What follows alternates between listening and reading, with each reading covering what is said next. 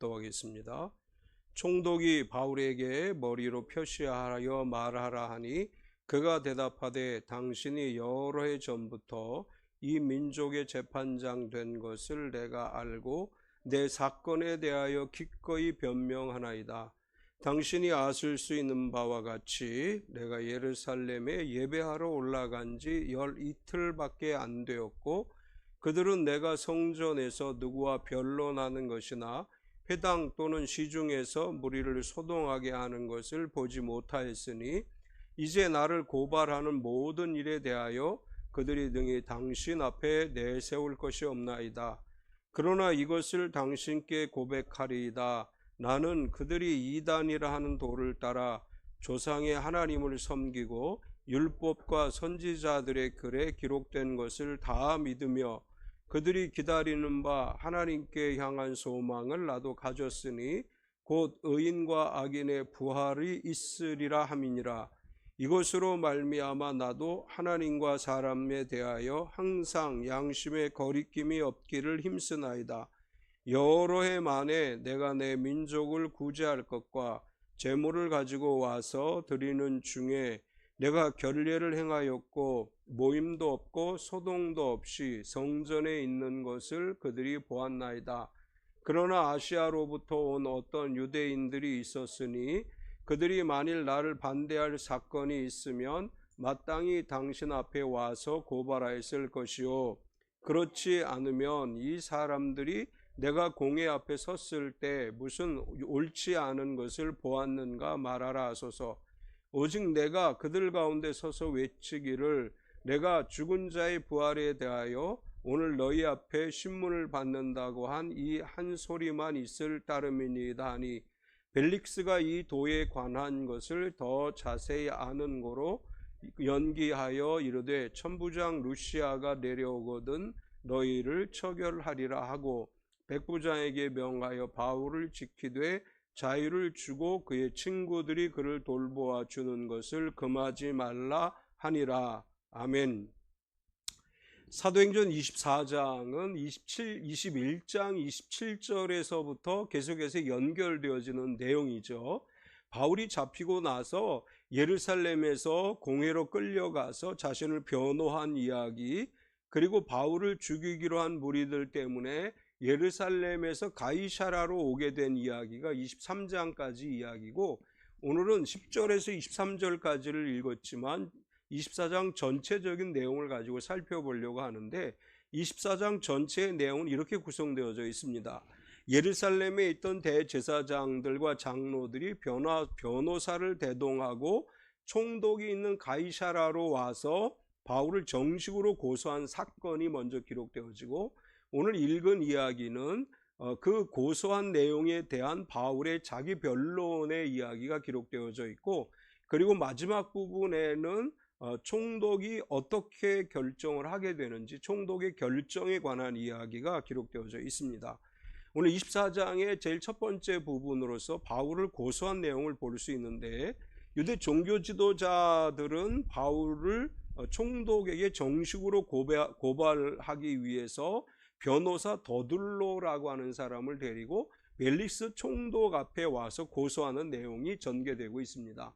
이제 고소 고발을 할 때에는 죄명이 분명해야 되고 그 죄에 관해서 입증할 만한 자료들이 제출되어져야 되는데, 이 대제사장과 장로들은 더둘로를 통해서 바울의 죄에 관해서 이제 고소 고발을 하는데, 그 내용은 이런 거죠. 그들이 뭐라고 얘기하느냐 하면 바울은 전염병 같은 존재다, 이렇게 이야기를 해요. 5절을 보면 우리가 보니 이 사람은 전염병 같은 자라 천하에 흩어진 유대인을 다 소요하게 하는 자요 나사렛 이단의 우두머리라. 바울이 세계 곳곳에 돌아다니면서 복음을 전한 것에 대해서 이 대제사장과 유대 종교 지도자들과 더둘로는 이렇게 얘기합니다. 이 사람은 영적 전염병을 전염시키고 다니는 사람이다. 예, 전염병이라는 관점은 유대인 측면에서 보면 율법을 오염시킨다라는 이제 그런 표현으로 사용하고 있는 거죠. 율법의 전통을 오염시켜서 유대 신앙이 병들게 하는 전염병이다. 이렇게 이제 이야기하는 것이라면, 기독교의 입장에서 보면 유대 전통 신앙인 율법주의를 복음주의로 바꾸는 것이라고 말할 수 있습니다. 율법이 아니라 복음이 우선이다. 그래서 기독교는 초기 기독교로부터 어떤 이제 이야기를 들었느냐 하면, 전염병과 같이 빠른 속도로 전염시키는 그런 종교다. 이렇게 초대교회로부터 이런 이야기를 들었습니다.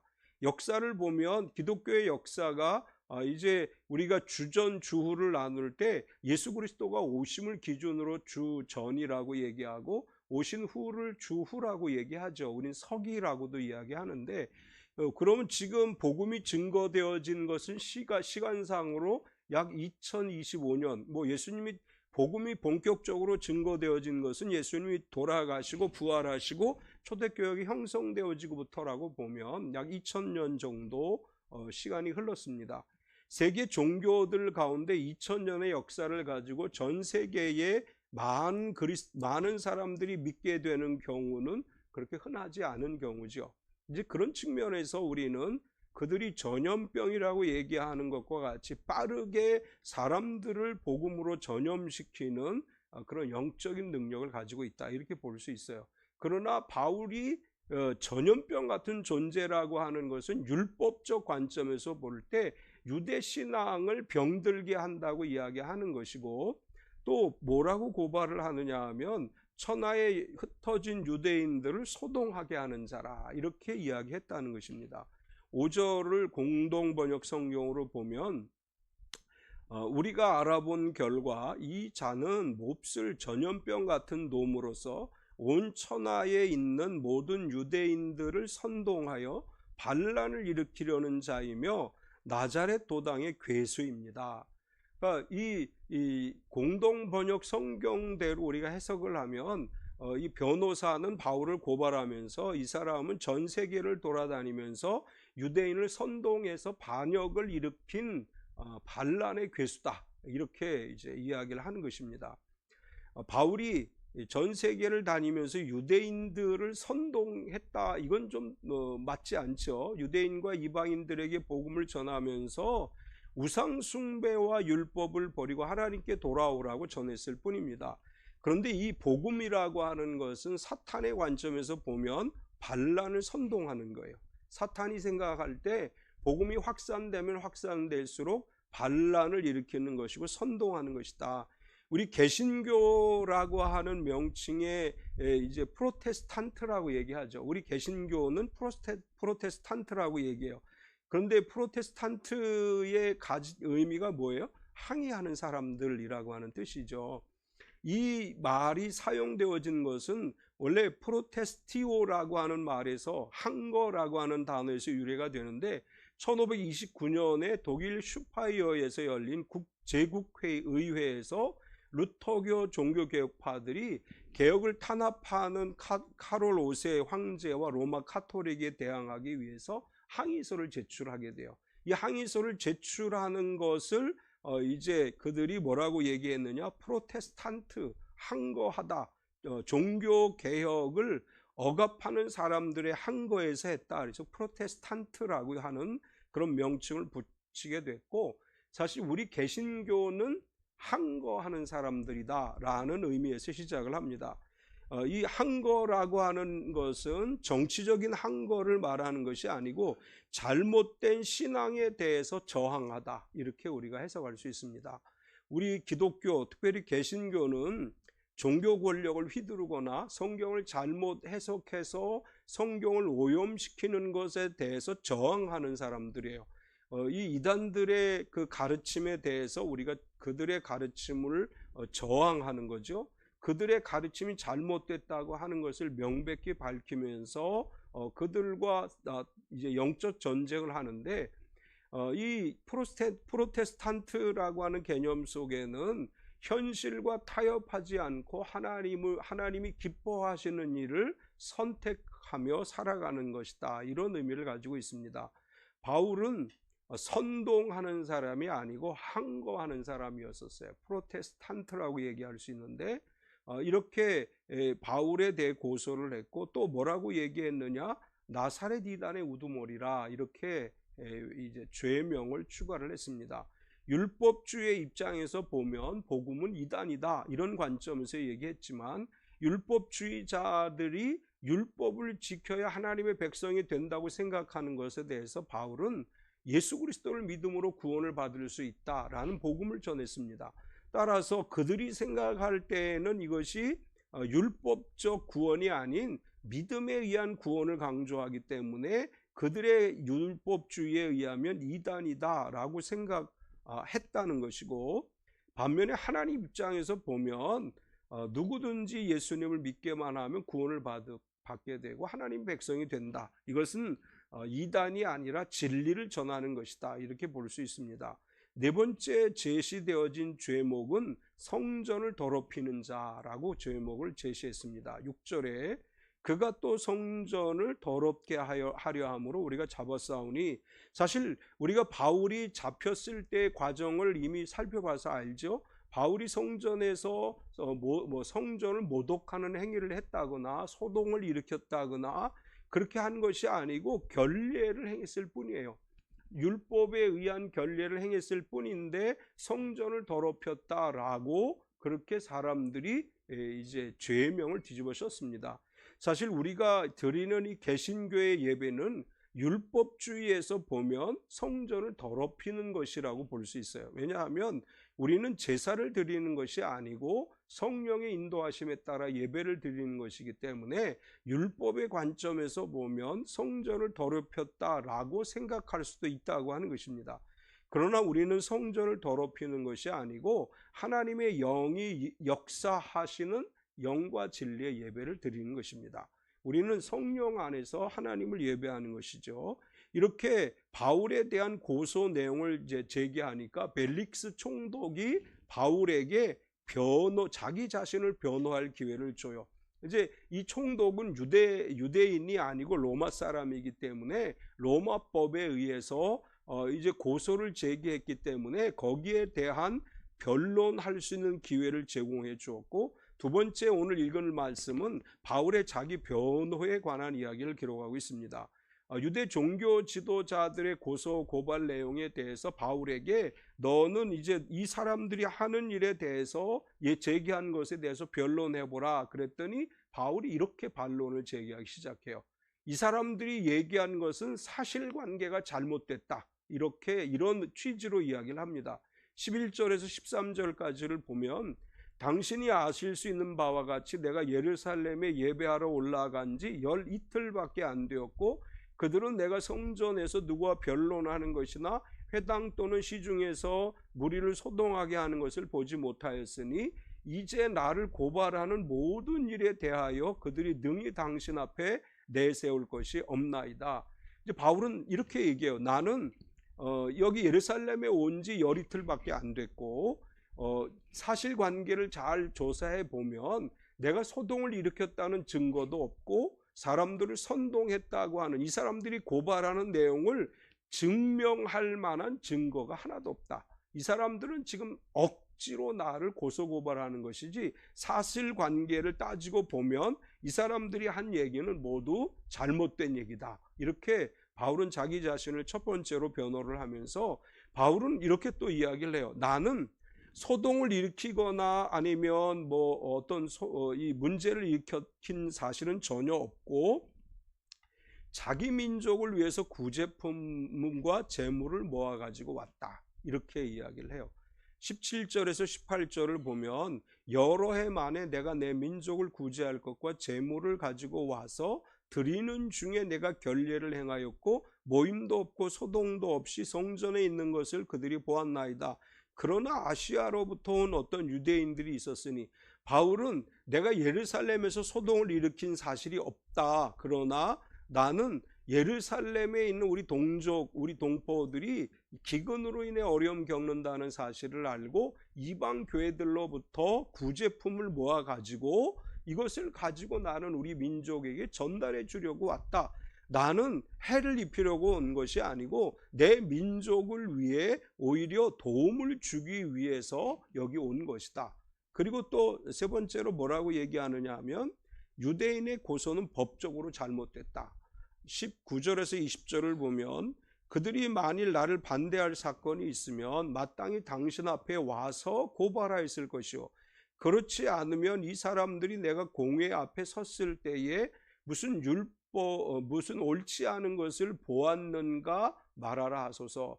바울은 유대인들이 지금 총독에게 와서 자신을 고소고발하는 것에 대해서 절차상 하자를 이야기하는 거예요. 이 절차상 문제가 있다. 내가 정말 죄가 있다면 분명히 이 사람들은 총독인 당신에게 나를 고소고발했어야 된다. 그런데 그런 과정을 거치지도 않고 나를 죄인 취급했고, 그리고 내가 이런 과정을 통해서 총독 앞에 있으니까 이제 와서 나를 죄가 있다고 이야기한다. 우리 현대 법에 그런 거 있죠. 아무리 죄가 있어도 법적인 절차가 잘못되면 무죄 판결을 해요. 죄가 분명히 있다고 생각되는데 검사가 불법적인 기소를 한다거나 또 불법적으로 자료를 얻었다거나 그러면 현대 법정에서는 무죄 판결을 내려요. 마찬가지로 로마도 그렇다는 거예요. 정당한 법적 절차가 없이 이 고소 고발을 법적인 과정을 거치지 않고 했기 때문에 이건 다 무효다. 바울은 지금 이렇게 이야기를 하는 것입니다.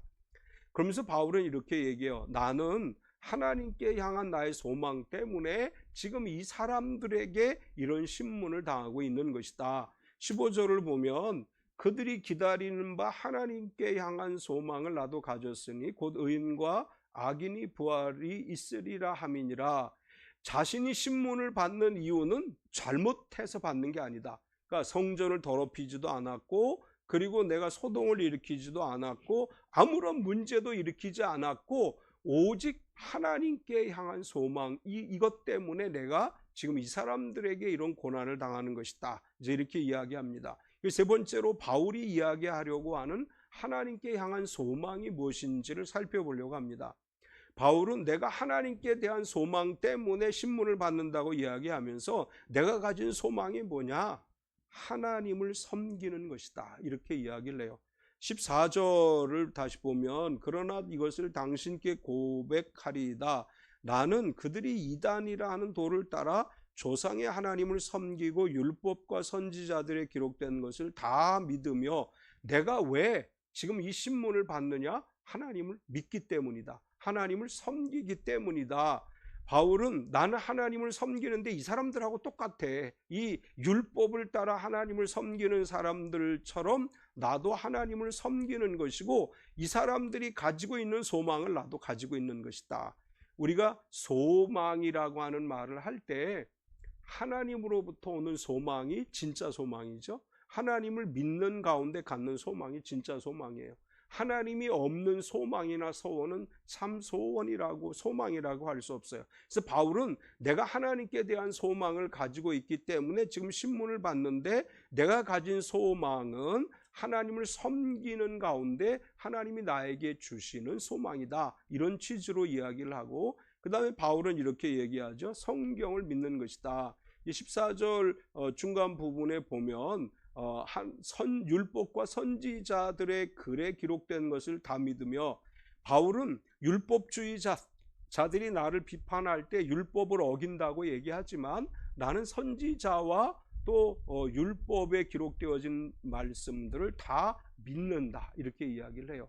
우리의 믿음은 두 가지가 확실해야 돼요. 하나님에 대한 믿음, 그리고 성경에 대한 믿음이 분명해야 돼요. 이 두 가지가 있어야만이 우리에게 하나님이 주시는 소망이 올바른 소망이 될 수 있어요. 바울은 나는 하나님께 향한 소망을 가지고 있는데 하나님을 섬기는 것과 믿음에 근거한 것이다. 이렇게 이야기하면서 하나님께 향한 소망을 나도 가졌다. 15절에 이런 표현을 해요. 15절을 다시 보면 그들이 기다리는 바 하나님께 향한 소망을 나도 가졌으니 곧 의인과 악인의 부활을 있으리라 함이니라. 이제 바울이 여기서 이야기하는 논지는 이런 거예요. 이 사람들 유대인들이 이야기하는 믿음과 하나님께 대한 소망은 나도 가지고 있는 거다. 내가 지금 이 복음을 전한다고 해서 갑자기 새로운 하나님을 향한 소망을 갖는 게 아니고 이미 오래전부터 이 사람들이 가지고 있던 것을 나도 갖는 것이다. 이렇게 이야기를 합니다. 우리의 믿음은 무엇으로부터 근거해요? 구약 성경은 완전히 다 빼버리고 신약 시대로부터 우리의 믿음이 시작되나요? 그렇지 않아요. 우리의 신앙은 창세기로부터 시작이 돼요. 창세기로부터 하나님이 천지를 창조하신 것으로부터 우리의 신앙이 시작이 돼요. 그리고 아브라함의 언약에 근거한 것이고 유대인들이 전통적으로 믿었던 그 믿음과 소망이 우리에게 이어져 내려오는 거예요. 그리고 예수 그리스도가 이 땅에 오심으로 인해서 율법에 근거한 믿음의 소망이 아니고 복음에 근거한 소망을 갖는 것이다. 우리의 믿음은 어느 날 갑자기 시작된 게 아니에요. 창조하실 때부터 하나님 앞에 가지고 있었던 그 신앙이 오늘 우리에게도 연결되어지고 증명되어지는 것입니다. 바울은 자신의 소망을 얘기하면서 이제 이렇게 또 이야기를 하죠. 사실 바울이 산헤드린 공회에서 재판을 받을 때 바리새인과 사두개인들 간에 분쟁이 일어나게 됐는데 그 원인은 바울이 이렇게 얘기했어요. 나는 부활에 대해서 믿기 때문에 부활을 증거하기 때문에 핍박을 지금 신문을 받는다라고 얘기했을 때 바리새인들이 사두개인들을 향해서 얘기했죠. 이 사람이 하는 말이 혹 영이나 천사가 하는 말이면 어떻게 하려느냐. 그래서 그들이 막 이제 갈등을 일으키게 되는데 바울은 여기서도 그 이야기를 해요. 부활에 대한 소망, 이것이 나의 소망이다. 15절에 좀 전에 읽었으니까 빼고 21절에 오직 내가 그들 가운데 서서 외치기를 내가 죽은 자의 부활에 대하여 오늘 너희 앞에서 신문을 받는다고 이 한 소리만 있을 따름이니라. 이제 여기서 우리는 이런 질문을 할 수 있어요. 의인의 부활에 대해서는 우리가 알겠는데 15절 마지막 부분에 의인과 악인의 부활이 있으리라 함이니라. 그러면 악인의 부활은 뭐냐? 우리의 신앙은 그렇죠. 우리 예수 믿는 사람들은 예수님 다시 오실 때 다 부활해서 주님과 더불어 영원한 천국에 살아간다. 이게 우리 신앙이에요. 근데 바울은 뭐라고 얘기했느냐 하면 의인과 악인의 부활이 있으리라고 한 그것을 내가 믿는다. 그제 악인도 과연 부활하느냐? 예수님 다시 오실 때 악인들이 부활해요, 안 해요? 부활하죠. 이제 그럼 자꾸 물어보면 자꾸 사람들이 고민을 해요. 제가 자주 얘기하는데 나이 많은 사람들은 고민을 해. 이렇게 얘기하면 저렇게 대답할 것 같다. 젊은 사람들은 대답을 즉시 해요. 이게 차이야. 계시록에 의하면 악인과 의인이 다 부활을 하는 거예요. 계시록 20장 11절에서 12절을 보면 또 내가 크고 흰 보좌와 그 위에 앉으신 이를 보니 땅과 하늘이 그 앞에서 피하여 간데 없더라. 또 내가 보니 죽은 자들이 큰 자나 작은 자나 그 보좌 앞에 서 있는데 책들이 펴 있고 또 다른 책이 펴졌으니 그 생명책이라. 죽은 자들이 자기 행위를 따라 책들에 기록된 대로 심판을 받으니. 이제 옛날에는 백보자 심판이라고 그랬어요. 우리가 이제 옛날에 막 성경을 가르치시는 분들은 백보자 심판이다 이렇게 얘기했는데 이제 개역개정에서는 흰 보좌라고 이제 그 단어를 바꿔 썼고, 이제 마지막 때가 되면 예수님 다시 오시면 믿는 자는 의인의 부활을 하고 악인은 악인의 부활을 해요. 다 부활을 하는데 흰 보좌 앞에서 자기가 살아온 것에 대한 심판을 받는 거예요. 악하게 악인들은 거기에서 최종 판결을 받아요. 너는 지옥행. 그리고 의로운 사람들은 너는 천국행. 그래서 이제 이 백보자 심판, 이 흰 보좌 심판은 천년 마귀가 잠깐 놓여서 사람들을 미혹하는 시기를 갖고 그 뒤에 다시 이제 그 심판대 앞에 서게 되는 일이 있을 것이다. 계시록에 그렇게 기록을 해요. 그러니까 마지막 때가 되면 다 한 번 다시 부활해서 최종적으로 하나님의 심판을 받게 되고, 그래서 바울은 지금 그걸 얘기하는 거예요. 의인과 악인이 부활이 있으리라고 하는 것을 믿고 나는 그것으로 인해서 지금 신문을 받고 있다. 이제 바울이 변호를, 자기 자신에 대한 변호를 하고 나서 네 번째, 벨릭스 총독이 결정을 내려요. 어떻게 결정을 해요? 판결을 유보해요. 23절을 보면 벨릭스가 이 도에 관한 것을 더 자세히 아는 고로 연기하여 이르되 천부장 루시아가 내려오거든 너희를 처결하리라 하고, 벨릭스는 유대 총독으로서 유대에 살기 때문에 예수 그리스도에 대한 이야기를 잘 알았어요. 뿐만 아니라 그의 아내가 유대인이었어요. 드루실라라고 하는 유대 여자였기 때문에 이 그리스도에 대한 복음에 관한 정보를 이 사람은 잘 알고 있었어요. 물론 예수님이 십자가에 달려 돌아가실 때 그 판결을 내린 사람은 빌라도죠. 빌라도 이후에 이 벨릭스라고 하는 사람이 총독으로 이제 어느 부임을 하게 됐는데, 그 사람은 이렇게 얘기해요. 내가 이 도에 대해 잘 알고 있는데 지금 당장 판결을 내리지 않겠다, 이렇게 이야기를 해요. 그러면서 이 벨릭스는 바울을 불러서 복음에 대해서 들어요. 24절을 보면 수일 후에 벨릭스가 그 안에 유대 여자 드루실라와 함께 와서 바울을 불러 그리스도 예수 믿는 도를 듣거늘. 그런데 복음을 듣다가 바울이 막 욕심을 부려서는 안 돼, 정욕적으로 살면 안 돼라고 이야기를 하니까 25절에 바울이 의와 절제와 장차 오는 심판을 강론하니 벨릭스가 두려워하여 대답하되 지금은 가라, 내가 틈이 있으면 너를 부르리라 하고, 바울에게 들으려고 하는데 바울이 정신 차려 막 이제 듣기 싫었던 거예요. 그래서 다음에 들을게, 그리고 보내요. 그 왜 벨릭스는 판결을 유보할 수밖에 없었느냐? 우리가 잘 이해할 수 있지만 유대인들의 고소를 무시할 수 없기 때문이에요. 이 사람은 지금 유대의 총독이에요. 로마로부터 유대 땅에 보냄을 받아서 지금 이스라엘을 다스리고 있는데 유대 사람들의 도움이 필요해요. 이 사람들이 돕지 않으면 자기가 제대로 총독 일을 못해요. 우리 요번이 광복 80주년이죠. 일본으로부터 해방된 80주년이죠. 일본이 우리나라를 지배할 때 일본에서 우리나라에 와서 우리나라를 지배하고 있던 총독이 있죠. 이 사람이 우리나라의 간신배들과 적당히 타협을 하고서 일본이 우리나라를 지배했었던 거죠. 지금 이제 로마도 비슷하다고 보면 돼요. 로마가 지배하고 있는데 로마 총독이 유대인들을 무시하면 이 사람들이 안 도와주잖아요. 이 사람들의 도움을 받아야 돼요. 그래서 27절을 보면 이태가 지난 후 보르기오 베스토가 벨릭스의 소임을 이어받으니 벨릭스가 유대인의 마음을 얻고자 하여 바울을 구려하여 두니라. 벨릭스는 바울을 2년 동안 묶어놓은 거예요. 안 풀어주고. 유대인들이 지금 당장 바울이 무죄라고 선포하고 놓아주면 유대인들이 자기를 안 도와준 거가 분명하기 때문에 그냥 가둬놓는 거예요. 그리고 자기가 총독의 임기가 끝나고 가게 된 상황에서도 여전히 바울을 풀어주지 않아요. 그것이 유대인들의 마음을 얻기 위한 행동이죠. 유대인들의 도움을 얻기 위해서. 그리고 또 하나 이런 게 있어요.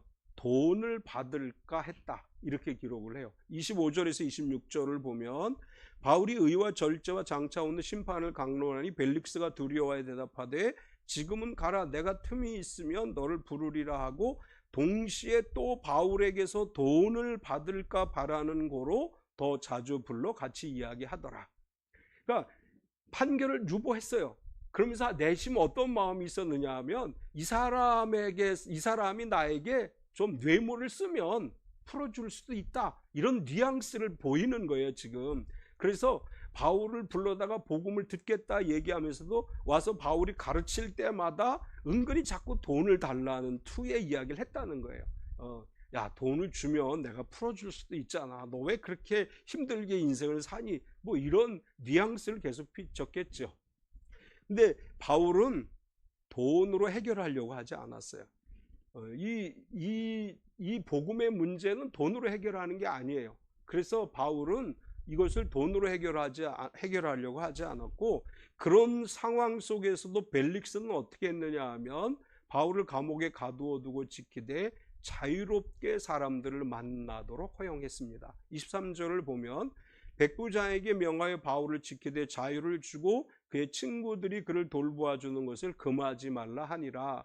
이제 바울은 지금 가이사라에 있는 로마 군대 진영이, 물론 헤롯궁에다 지키라고 처음에 얘기를 했는데, 어쨌거나 이 총독이 관할하는 군대 안에 감옥에 갇혀 있어요.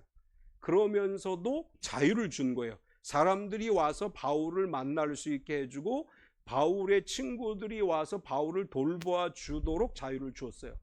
신분은 죄수예요. 미결수죠. 우리로 얘기하면 미결수예요. 그런데 행동은 자유롭게 할 수 있게 했어요. 이건 어떤 측면이냐면, 바울을 무죄 석방하며, 무죄라고 판결해서 석방하면 유대인들이 분명히 문제 제기를 하고 막 반란을 일으킬 수도 있어요. 그러니까 풀어주진 않아요. 자기가 보기에 이 사람은 죄가 없어요. 그리고 로마 시민이에요. 로마 시민인데 만약 계속 가두어만 놓으면 그것도 문제가 돼요. 그러니까 자유롭게 해주는 거예요. 자유롭게 친구도 만나게 해주고, 또 한편으로는 바울을 보호하는 거예요. 로마 군대의 군영 안에 바울이 어쨌거나 있는데 유대인들이 거기까지 쳐들어와서 바울을 죽였다? 그럼 이거 굉장히 심각한 정치 문제가 돼요. 그러니까 벨릭스는 굉장히 교묘하게 자기 직위를 유지하면서 바울을 죽이지 못하게 보호해 준 것이다, 이렇게 볼 수 있고, 이것은 결국 하나님의 섭리예요.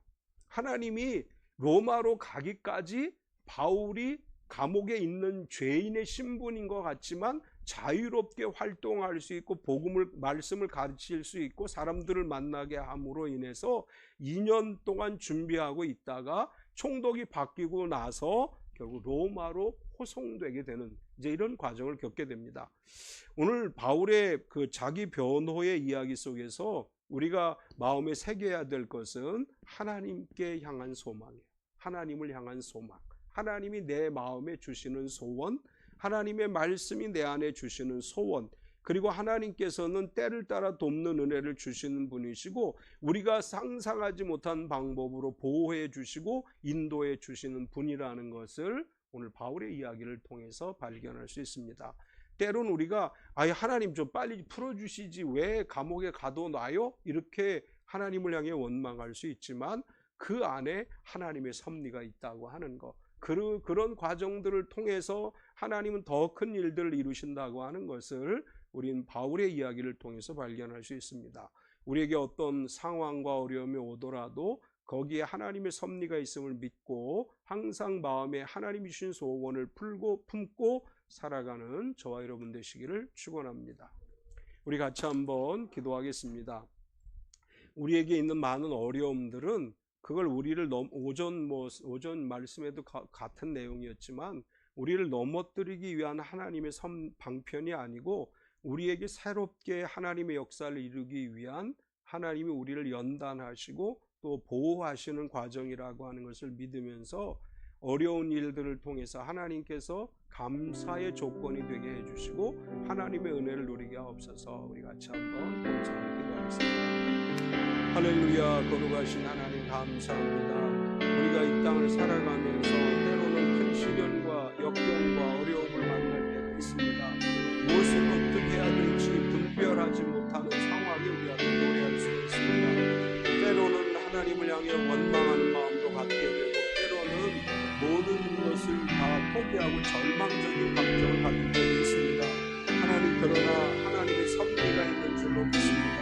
하나님께서는 하나님의 선하시고 아름다운 뜻을 이루기 위해서 하나님의 방법으로 역사하시는 믿습니다. 감옥에 갇힌 바울을 버려주신 것이 아니라 거기서 안전하게 보호해 주신 것을 믿습니다. 또한 그 과정 속에서 하나님이 새로운 일을 준비하게 하시고 또한 새로운 일들을 위해 나아가게 하시는 것입니다.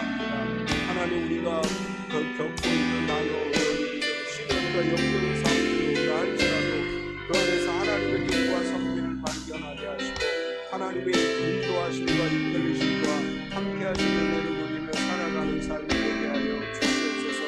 매일매일의 삶 가운데 하나님 은혜가 함께 채워지길 원합니다. 매일매일 주님과 동행하는 삶을 살아가기를 원합니다. 사랑하는 하나님, 우리를 도와주시옵소서. 사랑하는 하나님, 우리를 치유하여 주시옵소서.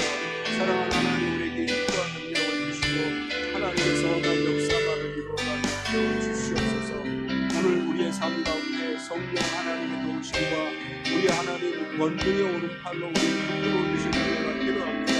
언제나 우리가 알지 못한 이들을 향해 앞서 가시는 주시는 아버지 하나님의 은혜가 필요합니다.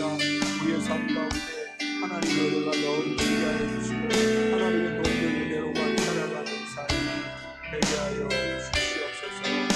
주님을 찬양하고 경배합니다. 주님 영광.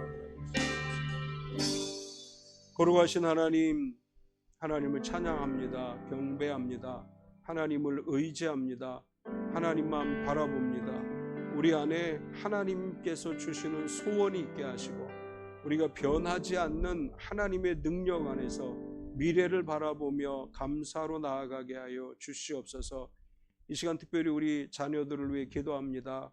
학교에 다니는 자녀들, 또 이제 사회생활을 시작하는 자녀들 하나님 축복하여 주셔서 그들의 삶 가운데 하나님의 도우심을 느끼고 경험하게 하시고 하나님이 주시는 소원과 비전을 품고 기도하며 살아가는 삶이 되게 하여 주시옵소서.